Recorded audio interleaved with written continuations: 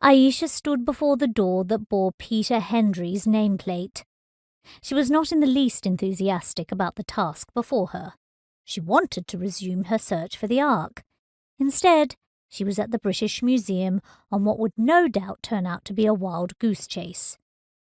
Most people would say the same about the Ark. She checked the time. With luck, the interview with the curator would be quick. Then, duty done, she could get back to the Walsingham and with what she really wanted to be doing. Miss Ryder. The curator rose from behind a desk piled high with papers. They reminded Ayesha of the stratified look of ancient cities exposed in an archaeological dig. The papers on top were crisp and white, but the older layers were shades of yellow, and the deepest, those closest to the surface of the desk, were brown. Hendry was in his mid-60s, although he looked younger. A pale blue silk handkerchief flowed from the breast pocket of his navy blue pinstripe suit. A gold watch chain looped across his waistcoat. There was a glint in his eyes as he bid her sit down, which she did, after shifting more papers from a leather armchair to the floor beside it. Hendry rested his backside against a corner of his desk, gingerly, so as not to disturb the papers, although they were likely accreted in place, and looked down at Ayesha from his superior height. She was familiar with the look. It was common to the old men who dominated her own field, jealously guarding their preserves and wary of one, like her, who broke the rules, a woman especially.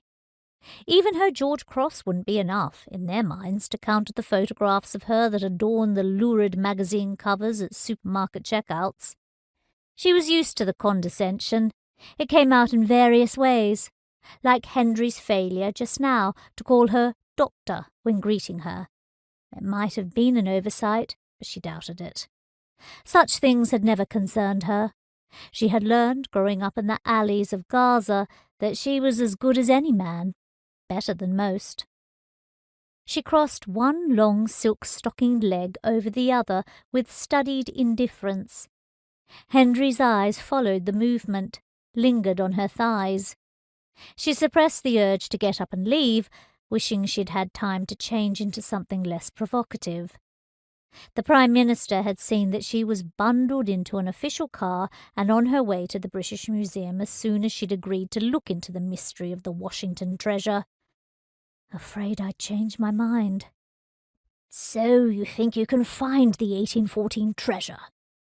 The curator had managed to drag his eyes from her legs to her face, although they hesitated at her breasts.